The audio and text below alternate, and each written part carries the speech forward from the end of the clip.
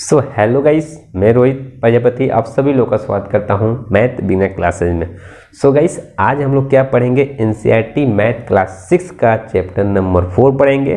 क्या उसमें पढ़ेंगे? जियोमेट्री। जी हाँ, एकदम आप सही सुने हैं। आज हम पढ़ेंगे बेसिक जियोमेट्रिकल आइडिया, मतलब जियोमेट्री की शुरुआत कैसे होती है, कहाँ से बनता है, कैसे जियोमेट्री, बिंदु, पॉइंट, ये सब क्या होता है, इसके बारे में हम जानेंगे। एकदम शुरुआत, एकदम जियोमेट्री का जो जीरो का लेवल होता है ना, वहाँ से हम बताएंगे। अगर यहाँ से आप पढ़ना रेगुलरिटी चालू कर दिए तो जियोमेट्री आप चुटकियों में सॉल्व कर सकते हैं। और इस लेक्चर में हम क्या करेंगे, 2 से 3 लेक्चर लेंगे और इसमें केवल आपको जियोमेट्री के बारे में थ्योरी बताएंगे। छोटा छोटा लाइन क्या होता है, लाइन सेगमेंट क्या होता है, मतलब रेखा क्या होता है, ठीक है, रेखाखंड क्या होता है, बिंदु क्या होता है, समांतर रेखा क्या होता है, इस सब चीज़ों के बारे में हम आपको बताएंगे। तो एकदम ये बेसिक ही है, जहाँ बेसिक से स्टार्ट हो रहा है हम बेसिक स्टार्ट कर रहे हैं ताकि आपका बेस मजबूत हो जाए। हमारा शुरू से आपका क्लास लेने का बस एक ही मकसद है कि आपका बेस मजबूत हो जाए, और बेस मजबूत करना है तो ये क्लास आपको लेना ही पड़ेगा। गाइस, चलिए हम अब स्टार्ट करते हैं बेसिक जियोमेट्री।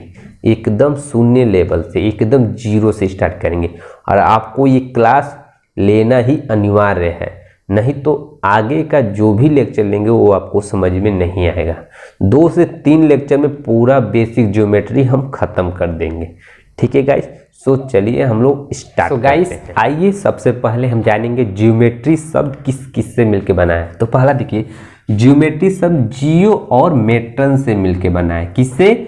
जियो और मेट्रन से मिलके ज्योमेट्री शब्द बना है।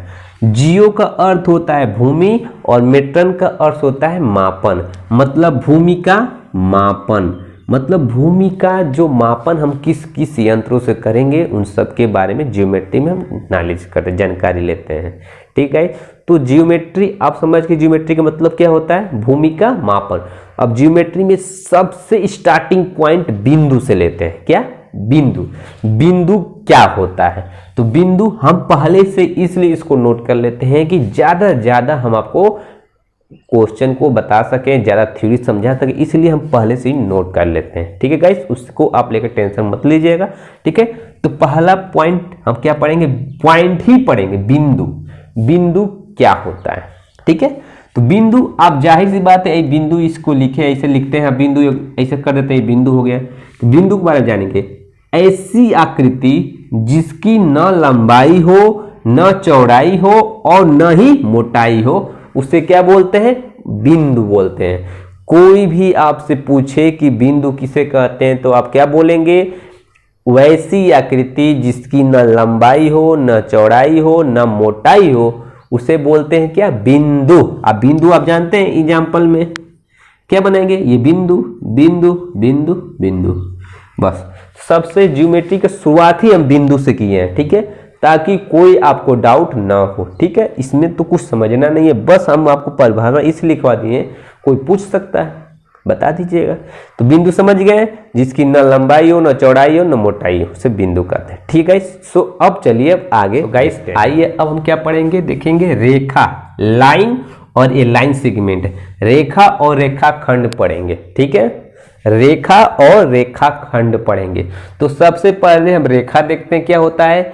ऐसी आकृति जिसकी न चौड़ाई हो और न ही मोटाई हो, केवल लंबाई हो, मतलब ऐसे केवल इसकी लंबाई हो, ठीक है, जिसको हम नाप नहीं पाएंगे, केवल लंबाई ही होगा, ठीक है, उसे क्या बोलेंगे? रेखा बोलेंगे। इसे क्या बोलेंगे? रेखा बोलेंगे, ठीक है।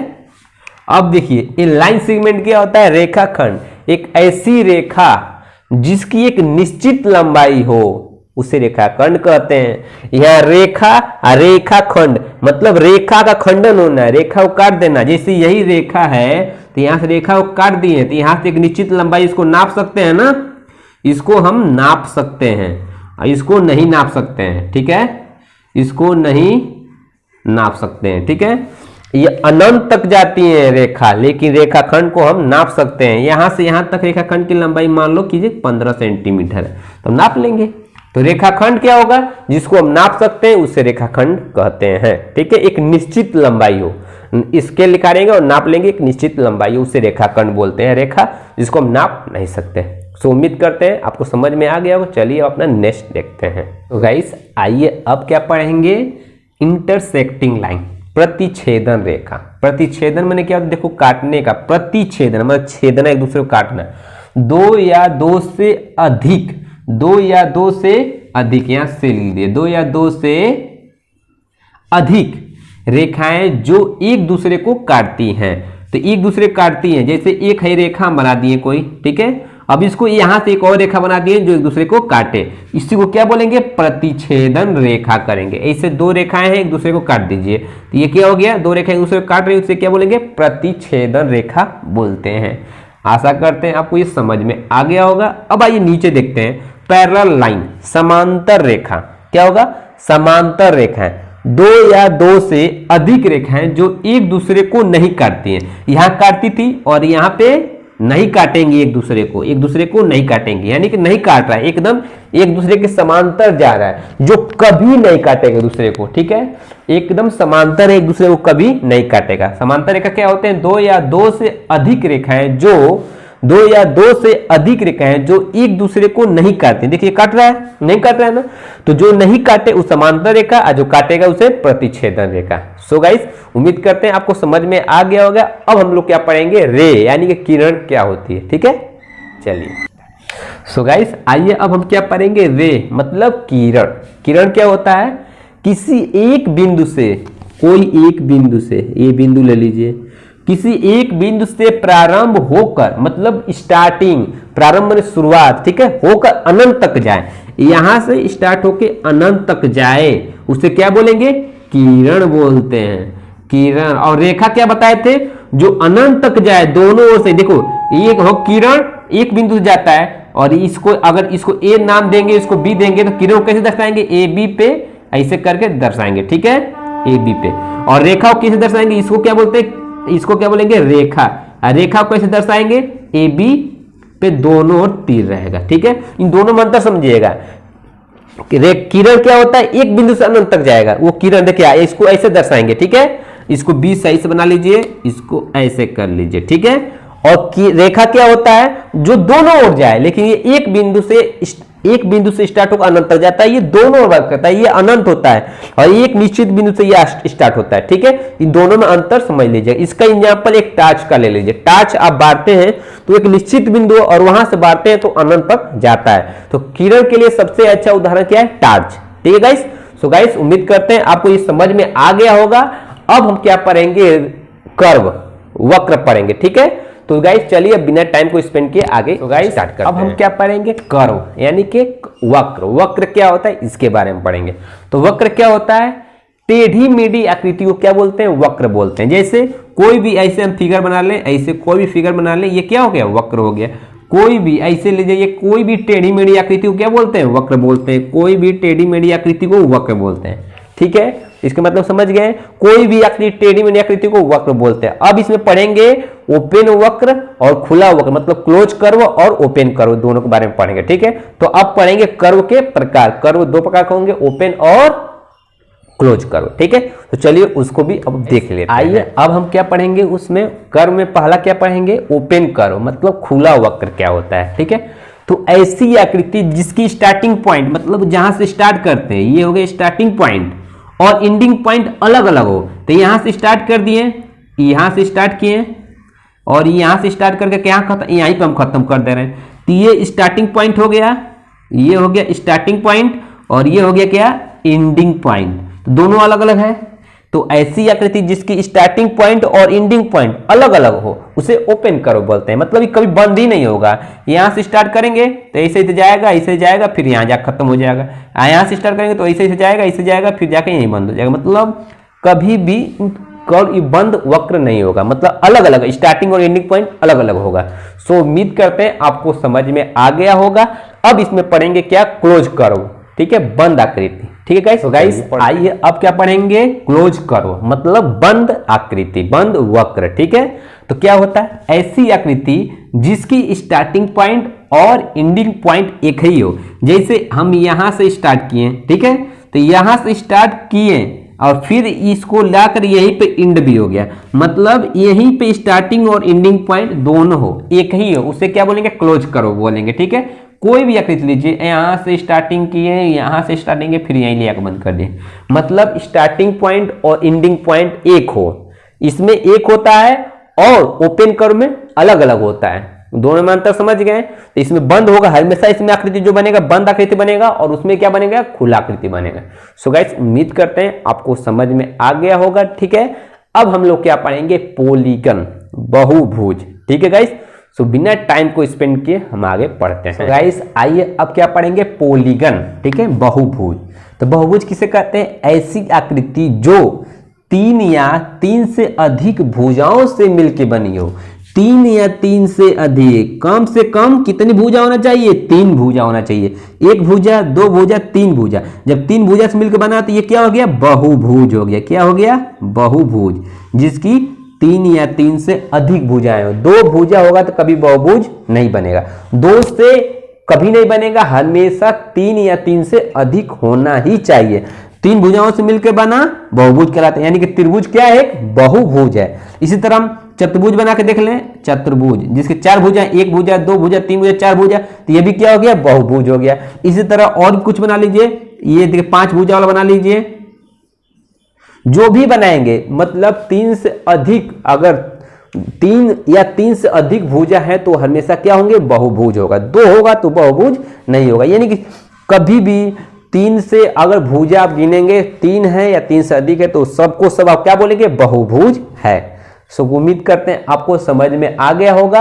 अब हम बहुभुज में पढ़ेंगे इरेगुलर और रेगुलर बहुभुज। ठीक है, चलिए तो उसको भी पढ़ लेते हैं दोनों। आइए अब हम क्या करें, पॉलीगन के प्रकार। पॉलीगन 2 प्रकार के होते हैं, कौन कौन, इरेगुलर पॉलीगन और इरेगुलर पॉलीगन। रेगुलर पॉलीगन क्या होता है, ऐसा बहुभुज जिसकी सभी भुजाएं और कोण बराबर हो। जैसे ई क्या हो गया, ई त्रिभुज हो गया, और इसकी सभी भुजाएं हम बराबर कर देंगे तो ये कौन सा बहुभुज होगा, तो आप कहेंगे रेगुलर पॉलीगन होगा। अगर हम चतुर्भुज लेते हैं जिसकी चारों भुजाएं बराबर हो, ये भी बराबर हो, ये भी बराबर हो, ये भी बराबर हो, तो ये क्या हो गया, रेगुलर पॉलीगन हो गया। मतलब जिसकी सभी भुजाएं और कोण भी बराबर हो, ये कोण भी बराबर होना चाहिए, ये भी कोण, ये भी कोण, ये भी कोण, ये 90 है तो ये भी 90, ये भी 90, ये भी 90। अगर ये 60 है, ये 60 है तो ये भी 60 होना ही चाहिए, मतलब भुजाएं और कोण दोनों बराबर हो तो रेगुलर पॉलीगन होता है। इरेगुलर पॉलीगन में जस्ट उल्टा होता है, जिसकी भुजाएं और कोण बराबर ना हो। तो जैसे हम बना लेते हैं, ये क्या हो गया, ऐसे हम बना लिए, ये क्या बन गया, ये त्रिभुज बन गया।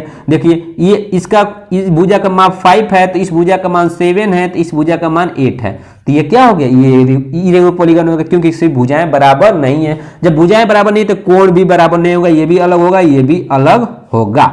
इसी तरह कोई भुजा ले लीजिए कि छोटा भुजा कर लेते हैं, इसको बड़ा कर लेते हैं, इसको छोटा कर लेते हैं, इसको बड़ा कर लेते हैं। अब ये बताइए क्या ये रेगुलर पॉलीगन है, नहीं, इरेगुलर पॉलीगन है, क्योंकि ये अलग है भुजा, इसका भुजा देखिए, ये भुजा छोटा है तो ये भुजा बड़ा है, ये भुजा छोटा है तो ये बड़ा है, मतलब इसकी भुजाएं बराबर नहीं है। भुजा बराबर ना है, कोण बराबर है, जिसकी भुजा और कोण दोनों ना बराबर, उससे क्या बोलते हैं, इरेगुलर पॉलीगन कहते हैं। रेगुलर पॉलीगन क्या होता है, जिसकी सभी भुजाएं और कोण बराबर हो, उसे रेगुलर पॉलीगन कहते हैं।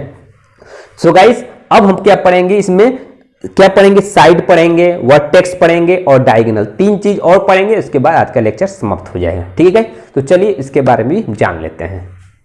गाइस आइए हम क्या पढ़ेंगे, साइड्स। साइड्स क्या होता है, बहुभुज को बनाने वाली। अब बहुभुज क्या होता है, बहुभुज क्या होता है, त्रिभुज क्या है, बहुभुज है, तो बहुभुज को बनाने वाली रेखाखंड। रेखाखंड क्या होता है, जिसकी एक निश्चित लंबाई हो, मतलब ये जिसकी निश्चित लंबाई हो, मतलब अगर ये 15 सेंटीमीटर है, अगर ये 10 सेंटीमीटर है और ये 7 सेंटीमीटर हो, इसको 12 सेंटीमीटर मान लीजिए, तो जिसकी रेखाखंड क्या होता है, जिसको हम नाप सकते हैं, इसको भी नाप सकते हैं, रेखाखंड हो गया, इसको भी नाप सकते हैं, रेखाखंड हो गया, इसको भी नाप सकते हैं, वो भी रेखाखंड हो गया। ठीक है, तो बहुभुज को बनाने वाली रेखाखंड को साइड कहते हैं। मतलब साइड कौन है, ये यहां से यहां तक इसको क्या बोलेंगे, भुजा, यहां से यहां तक क्या बोलेंगे, भुजा, यहां से यहां तक क्या बोलेंगे, भुजा। तो भुजा समझ गए, जैसे चतुर्भुज भी ले लीजिए, तो ये क्या हो गया, यहां से यहां तक भुजा, ये भुजा, ये भुजा, ये भुजा, ये भी बहुभुज है। बहुभुज को मिलाने वाले रेखाखंड को क्या बोलते हैं, भुजा कहते हैं। तो समझ गए कि भुजा क्या होता है। उसी तरह आज ये शीर्ष, वर्टेक्स क्या होता है, शीर्ष, जहां 2 भुजाएं, जैसे ये क्या हो गया, एक बहुभुज है, बहुभुज है ना, तो जहां 2 भुजाएं आकर मिलती है, तो देखिए एक भुजा ये है और एक भुजा ये है, ये भुजा कहाँ आके मिल रही है, यहाँ पे मिल रही है। भुजा कहाँ आके मिल रही है, यहाँ पे। तो जहां दो भुजाएं आके मिलती है उसे क्या बोलते हैं, शीर्ष बोलते हैं। अब नीचे भी देख लीजिए, यहाँ पे और एक भुजा यहाँ से यहाँ आके मिल रही है तो उसे क्या बोलेंगे, शीर्ष बोलेंगे। और यहाँ देखिए एक भुजा यहाँ और एक भुजा यहाँ पे आके मिली तो उसे क्या बोलेंगे, शीर्ष बोलते हैं। शीर्ष समझ गए। तो अब हम भुजाएं और शीर्ष समझ गए। अब एक चीज और पढ़ लेते हैं, क्या, डायगोनल। उसके बाद आज का लेक्चर समाप्त करेंगे, ठीक है गाइस। तो चलिए डायगोनल देखते हैं। आइए अब हम लोग क्या पढ़ेंगे, विकर्ण यानी कि डायगोनल। डायगोनल क्या होता है, एक शीर्ष से दूसरे शीर्ष को, जैसे हम बना लेते हैं, क्या, ये हो गया चतुर्भुज। पढ़ाए नहीं अभी चतुर्भुज, लेकिन पढ़ाएंगे अभी आने वाले वीडियो में, ठीक है। ये हो गया चतुर्भुज। तो एक शीर्ष से, शीर्ष अभी बताया ना, जहां दो भुजाएं आके मिलती हैं उसे क्या बोलते हैं, शीर्ष। तो एक शीर्ष यहाँ हो गया, एक शीर्ष यहाँ हो गया, एक शीर्ष यहाँ हो गया, एक शीर्ष यहाँ हो गया। तो जहां दो भुजाएं आके मिलती है उसे शीर्ष कहते हैं। यहाँ वीडियो में क्या, एक शीर्ष से दूसरे शीर्ष को मिलाने वाली रेखा को विकर्ण कहते हैं। तो एक शीर्ष से दूसरे शीर्ष को मिलाने वाली रेखा को क्या बोलेंगे, विकर्ण बोलेंगे। एक शीर्ष से दूसरे शीर्ष को मिलाने रेखा को विकर्ण कहेंगे। तो चतुर्भुज में कितने विकर्ण होंगे, मात्र 2 विकर्ण होंगे। ऐसे ही पंचभुज आएगा, छठभुज आएगा, सतभुज आएगा। इस तरह बनाते चलिए और विकर्णों की संख्या निकालते चलिए, ठीक है गाइस। सो गाइस, उम्मीद करते हैं आपको समझ में आया होगा आज का लेक्चर। देखिए, बेसिक ज्योमेट्री हम 3 वीडियो में समाप्त करेंगे। आज एक वीडियो खत्म हो गया, 2 वीडियो और लेंगे और पूरा का पूरा बेसिक ज्योमेट्री समाप्त कर देंगे। मतलब ज्योमेट्री का एकदम जीरो से, जहां से स्टार्ट होता है हम यहां से स्टार्ट किए हैं, ठीक है। अगर आप ये 3 वीडियो, जो तीनों वीडियो आप देखते हैं, तो बेसिक ज्योमेट्री बढ़िया से सीख जाएंगे। मतलब ज्योमेट्री का मतलब सीख जाएंगे, ज्योमेट्री होता क्या है। उसके बाद जैसे जैसे लेवल आगे बढ़ाएंगे तो कंपटीशन एग्जाम में आपको ये समझ में आएगा। ये सब जिसको नहीं मालूम होगा वो क्या कर पाएगा, जिसको विकर्ण ही नहीं पता होगा वो क्वेश्चन को कैसे सॉल्व कर पाएगा। सो गाइस, आज के लिए अब इतना ही रखते हैं। कल अब हम इसमें क्या पढ़ेंगे, त्रिभुज पढ़ेंगे, भुजाओं के आधार पर त्रिभुज के प्रकार और कोण के आधार पर त्रिभुज के प्रकार पढ़ेंगे, ठीक है। त्रिभुज को पूरा कल समाप्त करेंगे। उसके बाद एक और लेक्चर होगा, पूरा बेसिक ज्योमेट्री समाप्त। उसके बाद सारा का सारा क्वेश्चन आपको बनाना है, ठीक है गाइस। सो गाइस, आज के लिए इतना रखते हैं। अगर कोई भी प्रॉब्लम हो, कोई भी क्वेश्चन पूछना हो, कोई भी क्यूरी हो, तो आप क्या कीजिए, मेरे स्क्रीन पे व्हाट्सएप नंबर दिख रहा है या व्हाट्सएप ग्रुप जो हम डिस्क्रिप्शन में उसका लिंक दे रहे हैं, उसमें ज्वाइन कर लीजिए और कोई भी क्वेश्चन उसमें ग्रुप में सेंड कीजिए। बहुत सारे लड़के हैं, आपके क्वेश्चन एक दूसरे से मिलकर क्वेश्चन को सॉल्व करेंगे। सो गाइस, आज के लिए इतना ही रखते हैं, मिलते हैं कल। जय हिंद, जय भारत।